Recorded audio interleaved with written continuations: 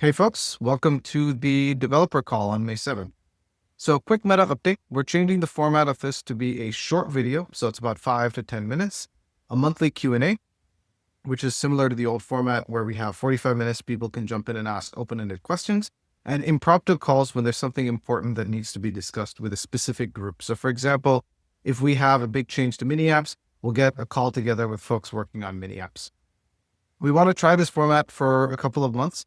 We think this is actually going to strike the balance between giving people an easy way to stay up to date, but also making sure that everyone who cares about having a conversation has an opportunity to provide input, and that it's not just like this fixed time once every 2 weeks that some people are not able to attend or simply don't have the time to spend 45 minutes to attend a call to see if they might be interested in the topics.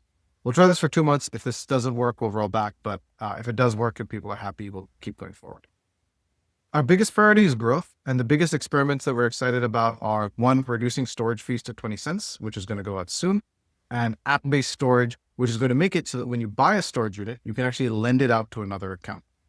This is really powerful for apps because they can buy like 1,000 storage units, give this for free to users that they're signing up. So the users don't have to pay for storage. They just get it free from the app and they can try it out without paying money. And then the app can decide to keep sponsoring them if the users are valuable, or if they find that the users are not valuable, they can say, hey, you had a trial period for 30 days. Now you have to pay for your own storage to stay on the network. Or you can go use your own app or a different app on the ecosystem. And users always have the option to be sovereign. They can always go pay for their own storage at any time and will be able to use the network. So we're excited about this because the combination of reducing the costs and making storage units reusable if an app pays for them on behalf of a user makes it super easy to onboard users for free, which is going to be a big shift in how apps think about onboarding users to Farcast. We're also running an onboarding experiment within Warpcast, where if a user has an X account that has some amount of credibility, let's say that they've been around for a couple of years and have at least 200 followers, we will actually sponsor their onboarding fees today. So that's an experiment we're running ahead of this whole app-based storage thing to see how that works and if that helps us acquire new users. The third item is we're also coming up with a way to consistently measure active users or just measure the growth of the network, right? And we've had QDAO before, which was based on this notion of power badge, which was, this algorithm that figured out who was getting engagement from the network. We then moved to this spam label model where we measure neutral plus, but that's sort of been primarily a Warpcast level metric, even though the data is public. And the thing that we want to do now, especially as the network has grown to include mini apps, is we believe that users who are not necessarily super active on the social side, but are using apps and are participating in mini apps and have balances on chain, like they're valuable too. And we need some way to capture that. And we need to make sure that these accounts can't be spoofed easily. So spammers and sort of more malicious accounts can't easily generate fake active accounts.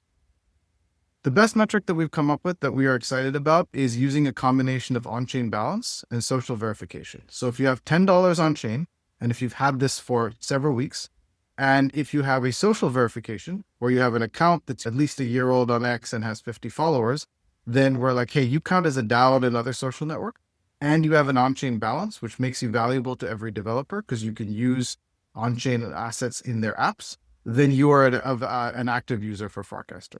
The on-chain balance also makes it hard to spoof. It's quite easy to generate, tens or hundreds of accounts on X if you're able to just generate new email addresses and you're willing to do it slowly. So the on-chain balance adds a hard to spoof mechanic on top of all this.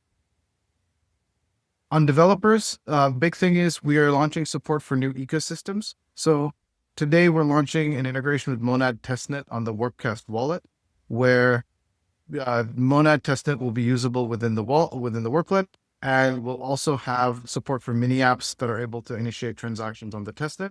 And about 77,000 users will be getting Monad Testnet assets to be able to use on-chain. We're also in the early stages of exploring what an integration with Solana would look like. There's a lot of great builders on there. We want to make it easy for any ecosystem that has builders to be able to launch their apps to Farcaster users. And so we're going to look into what this would take. On mini apps, the big thing is that we're making sharing a lot easier.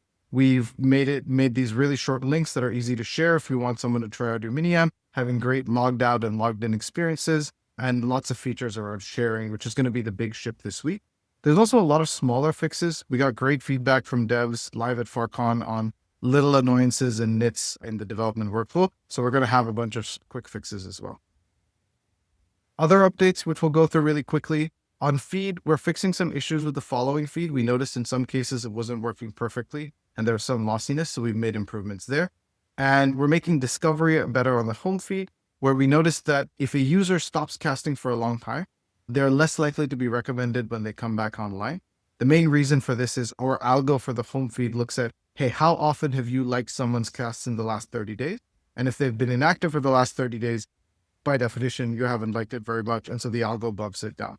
So we're making the algo explore a little bit more by saying, hey, if someone's come online after a while, like actually bump them up a little bit to see if that would be interesting for you. And if you don't engage with it, then, maybe they're at the right position. But if you do engage with it, don't show it at the second or third page. Snapchain, the rollout is complete this week. We plan to be shutting off hubs by next week. If you are still running a hub, please DM me ASAP so that we can help you migrate off of hubs.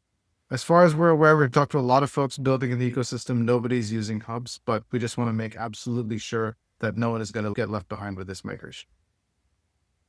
Final update is auth addresses. This is a more client level update, which makes it easier for people building Farcaster clients like Zapper to be able to easily build new clients and have users be able to sign in with Farcaster from their clients. There's an FIP out, and if you have any feedback, make sure to share it this week.